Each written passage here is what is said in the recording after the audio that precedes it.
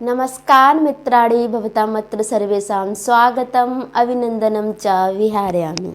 यहाँ हम लेकर के आए हैं आपके लिए आज, यहाँ लिखा ही है DSSB TGT संस्कृत का पाठ्यक्रम, यानी कि जो दिल्ली हमारा TGT करा रहा है उसमें संस्कृत का पाठ्यक्रम क्या आता है, संस्कृत का सिलेबस क्या आता है, उस पर हम ये चर्चा करेंगे। तो आइए ज़्यादा समय न बिताते हुए हम इसे प्रारंभ कर लेते हैं। ये एग्ज़ाम कब होगा ये तो नहीं पता, हो जाएगा एग्ज़ाम लगभग कुछ 4 जल्दी ही कराता है ये, तो दिल्ली बहुत जल्दी आपका एग्ज़ाम करा लेती है। 4 महीने के अंदर अंदर एग्ज़ाम समथिंग हो जाना चाहिए, 4 से 5 महीने में। लेकिन इसकी वैकेंसी कब आ रही हैं, तो वैकेंसी इसकी आ चुकी हैं। फॉर्म कब से अप्लाई हो रहे हैं, तो 9 फरवरी से 9 मार्च तक। आप करना ना भूलना, 100 रुपये का आपका ये पंजीकरण होगा। ये फॉर्म आपका 100 रुपये का 100 रुपये का भरा जाएगा। तो हम इसका एक बार पाठ्यक्रम देख लेते हैं। 2 पेपर होते हैं, एक ही साथ होगा 2 पेपर। दोनों ही पेपर 100 नंबर के होंगे। एक पेपर जनरल होगा, एक पेपर सब्जेक्ट का होगा। 2 पार्टों में बटा हुआ होगा। पहला पेपर होगा एक सामान्य वाला। सामान्य का भी सिलेबस हम आपको दे देंगे, लेकिन सामान्य की आप एक सामान्य सी पुस्तक ले लेंगे, जैसे उसमें हिस्ट्री भी आती है, जियोग्राफी आती है, जनरल नॉलेज आती है, यानी कि सामान्य ज्ञान। आपका करंट भी आता है उसमें, रीजनिंग आती है उसमें, थोड़ी हिंदी भी आती है, इस तरीके से आता है। और ये है हमारा संस्कृत का पाठ्यक्रम।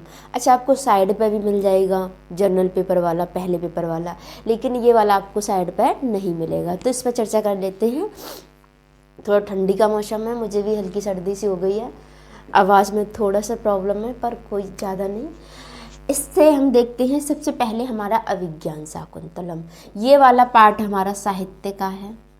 ये वाली साइड हमने साहित्य लिख रखा है, और ये वाली साइड हमारा व्याकरण है। इतना व्याकरण, इतना साहित्य आएगा। साहित्य के अभिज्ञान शाकुंतलम का 4th अंक आएगा। अभिज्ञान शाकुंतलम जो कालिदास जी की है 7 अंक है, इसमें से हमें 4था अंक पढ़ना है। इसके बाद दूसरा क्रातार्जुनीयम भर्तरी का, जो सर्गों में बटा हुआ है, और सर्गों में ये 18 सर्ग हैं, लेकिन हमें इसका प्रथम सर्ग पढ़ना है। कौन सा सर्ग पढ़ना है हमें? इसका प्रथम सर्ग पढ़ना है। इसके बाद तीसरा आ जाते हैं उत्तर रामचरितम, भभूति जी का उत्तर रामचरितम। इसमें भी 7 अंक हैं, लेकिन हमें केवल तीसरा अंक पढ़ना है। कौन सा अंक पढ़ना है? केवल तीसरा अंक पढ़ना है उत्तर रामचरितम, जो किसकी है? भभूति जी की है। इसके बाद कादम्बरी में सुकनासोपदेश।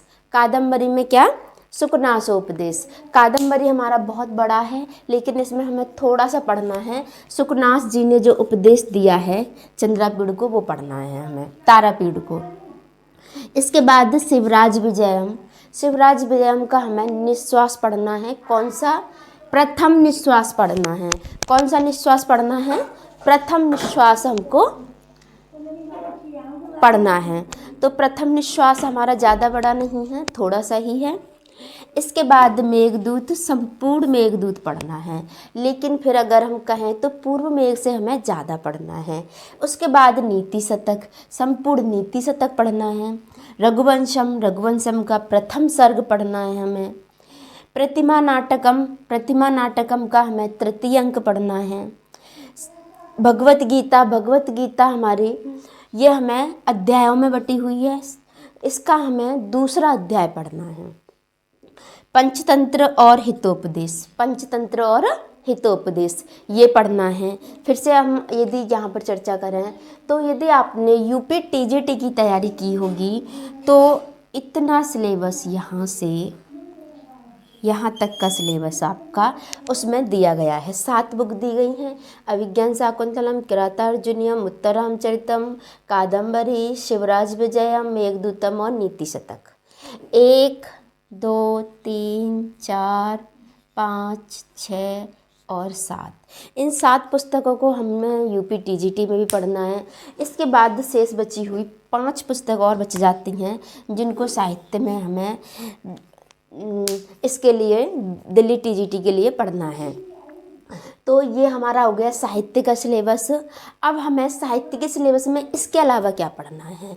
इसके अलावा इन ये जो हमारा साहित्य की जो रचनाएं हैं, इन सभी रचनाओं के रचने वाले जो राइटर हैं, जैसे विज्ञान शाकुंतलम, किरातार्जुनीयम, भवभूति, भारवी, भवभूति, इसके बाद भट्ट, इसके बाद अंबिका दत्त, कालिदास, भर्तृहरि, ये सब इनके जो रचयिता हैं, उन सब के रचयिताओं का सामान्य परिचय पढ़ना है।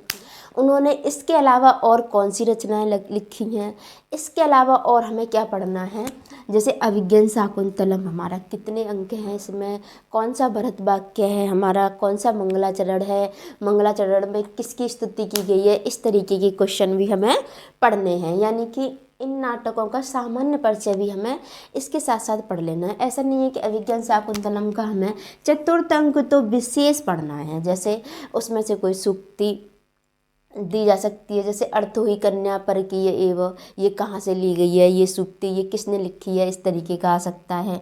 ये किस द्वारा, किसने किसके लिए बोला है, अनसुईया ने बोला है कि प्रियंवदा ने बोला है कि शकुंतला ने बोला है, कथन से। लेकिन इसके अलावा इसका सामान्य परिचय में क्या हो गया कि जैसे अभिज्ञान शाकुंतलम में कितने अंक हैं, कौन से अंक का क्या नाम है, इस तरीके के सारी जो हमारे ये कितने हुए 5 और 7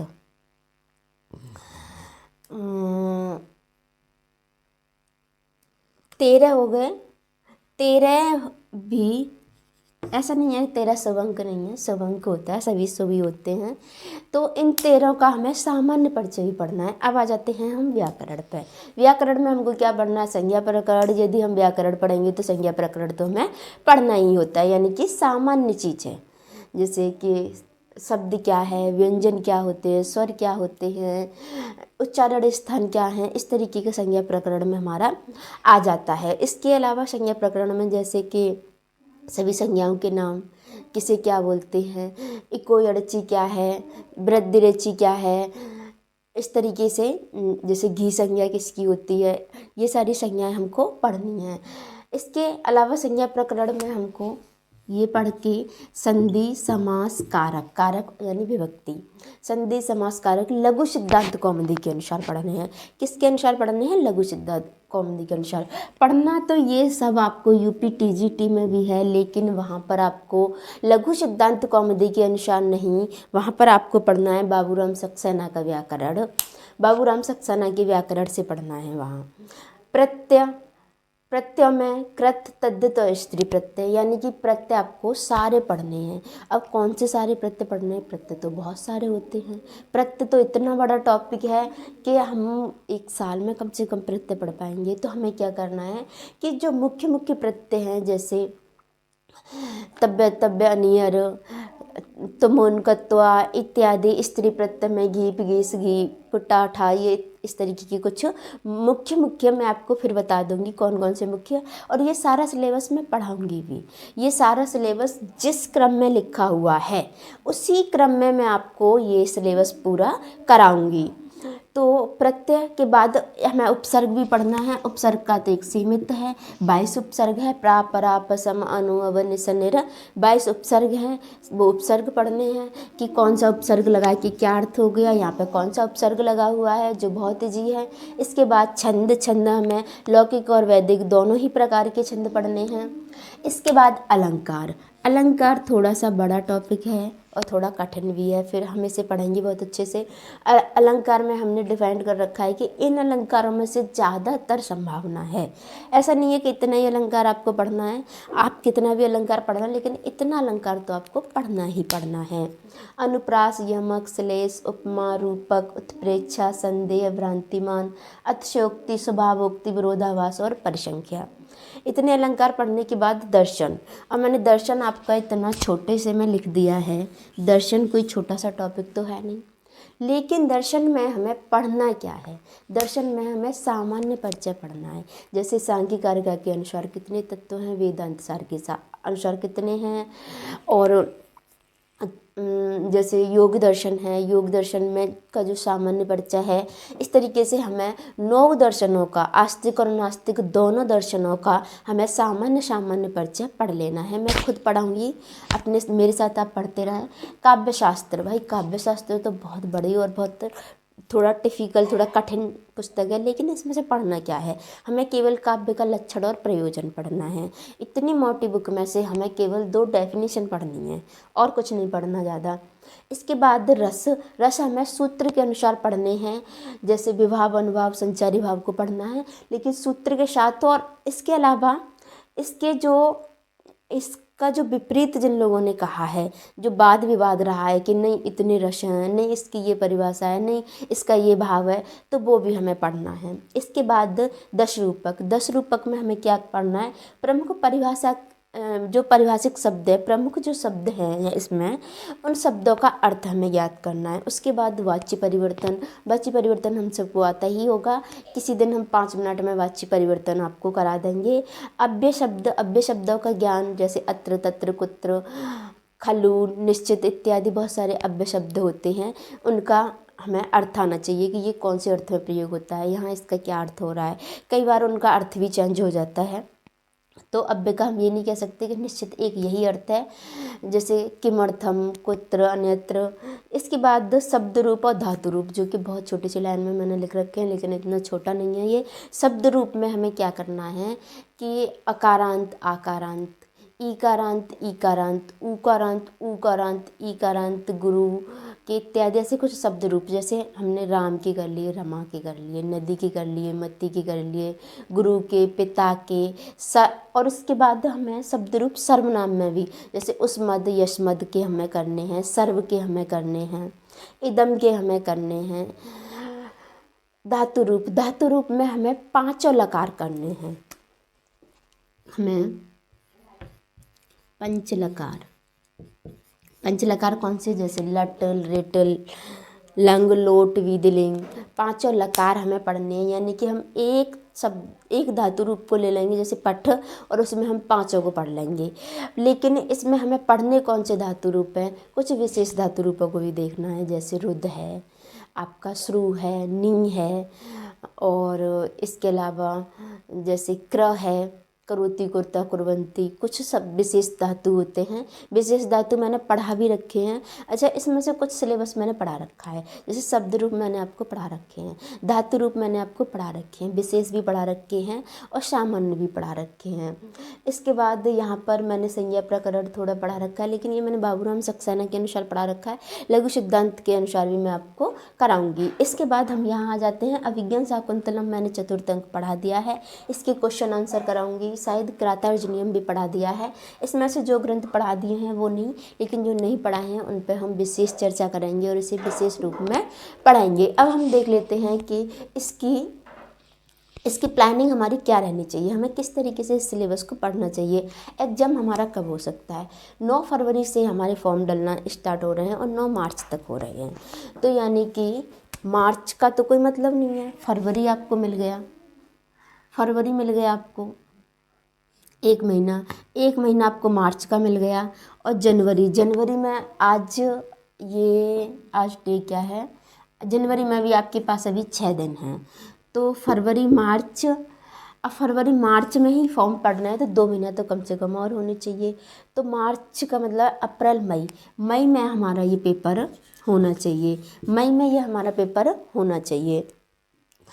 तो मई यानी कि हमारे पास 4 महीना हुए, 4 महीना 6 दिन, या 6 दिन को छोड़ो, 4 महीना हमारे पास हैं एग्जाम के लिए। अब हमें इसे कैसे पढ़ना है ये देख लीजिए।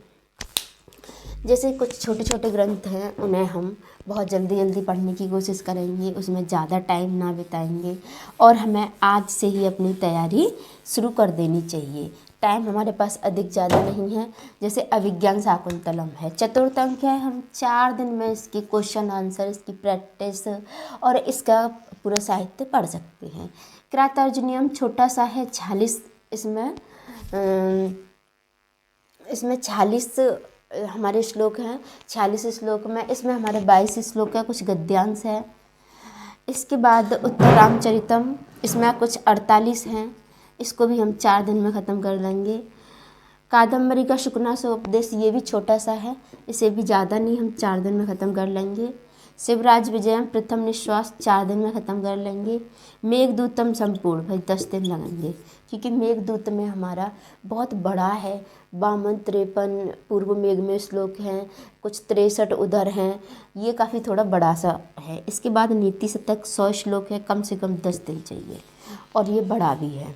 इसके बाद रघुवंश प्रथम सर्ग 4 दिन बहुत है। इसके बाद हमारा प्रतिमा नाटकम 4 दिन बहुत है। भगवत गीता को तो थोड़ा डिटेल में पढ़ना पड़ेगा, कम से कम 10 दिन। इसके बाद पंचतंत्र 5 दिन, और ये भी 5 नहीं 4 दिन, 4 दिन 4 डे। तो अब हम इसे काउंट कर लेते हैं। 4 दूनी 8, 4 तिया 12, 4 चौक 16, 4 पंजा 20, 4 छीं 24, 4 सत्ते 28, 4 8 32, 4 9 36, 10 20 30, हमारा हो गया ये 66 दिन। 66 दिन यानी कि 2 महीने 6 दिन, 2 महीने 6 दिन। इसको देख लेते हैं। संज्ञा प्रकरण 1 दिन, संधि 3 दिन, समास 2 दिन, कारक, यानी कि इस टोटल को मिला के हम 10 दिन कर लेते हैं। टोटल इसमें 10 दिन। इसके बाद प्रत्यय को पढ़ने में कम से कम हमें चाहिए 5 दिन तो चाहिए। छंद 2 दिन, अलंकार 5 दिन। दिन का भी ध्यान रखना है हमें, हमारे पास ज़्यादा टाइम नहीं है। अलंकार हो गया हमारा दर्शन को पढ़ने में हमको सारे दर्शन पढ़ने 10 दिन तो चाहिए। इसके बाद हमें ये लक्षण पढ़ने के लिए 1 दिन, ये रस सहित पढ़ने के लिए से 2 दिन, इसको पढ़ने के लिए भी 2 दिन काफ़ी हैं। इसके बाद वाच्य परिवर्तन 1 दिन, अव्यय शब्दों का ज्ञान 1 दिन। अब रूप धातु ये 5 लगाना में रूप, अब इसके बारे में हम क्या ही कह सकते हैं, 2 दिन दे देते हैं इसको। 2 दूनी 4, 5 6 7 8 9 10 11 और 10 21 22 23 और 5 23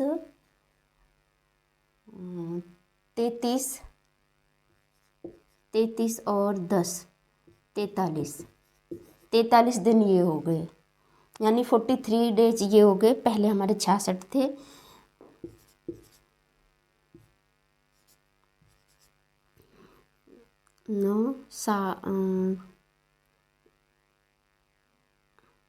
ये हमारे पास बैठ रहे हैं 109 दिन, 110 कर लेते हैं। 109 दिन बैठ रहे हैं, 110 दिन हो गए। 110 दिन का मतलब है कि 30 दिन में 1 माह होता है, तो हमारे पास हो गए 3 माह 20 दिन। तो हम सीधा ऐसे 3 माह और कितने 20 दिन, तो यानी कि 10 दिन हमें प्रैक्टिस के लिए, तो हम पूरी स्टडी इसकी क्या कह सकते हैं कि 4 माह में कंप्लीट हो जाना चाहिए। ये सारी प्लानिंग, ये पूरा सिलेबस हम यदि एक भी दिन का अवकाश नहीं लेते हैं, इसे कंटिन्यू करते हैं, इसमें बीच में ऐसा भी हो जाता है कि कभी किसी की तबीयत ठीक नहीं है, कि कहीं किसी शादी में चले गए, या किसी कारण, बहुत सारे कारण हो सकते हैं, तो 10 दिन तो ये समझ लीजिए कि हमारी छुट्टी के हो ही जाएंगे, क्योंकि 4 महीना लगातार कोई इतना नहीं कर पाता है। लेकिन आप यदि लगातार कंटिन्यू इसी उससे प्लानिंग से आप पढ़ोगे कि मुझे 4 दिन में ये ख़त्म करना है, 4 दिन में ये करना है, तब भी आप इस सिलेबस को कर पाओगे। तो मैं और ज़्यादा कुछ नहीं बोलना चाहूँगी। यदि इसमें आपको कोई भी डाउट हो तो आप मुझे कमेंट में अवश्य बता सकते हैं, और इसे हम बहुत अच्छे से पढ़ेंगे। किस तरीके से हमारी प्लानिंग रहेगी, पहले हम आप अपने इस पूरे गद्यांश को इसको पढ़ेंगे, पूरे साहित्य इस पुस्तक को पढ़ेंगे कि इसमें कितने श्लोक हैं, उन श्लोकों को बारीकी से किसने कौन सा कथन किया है, कहा है, कैसे कहा है।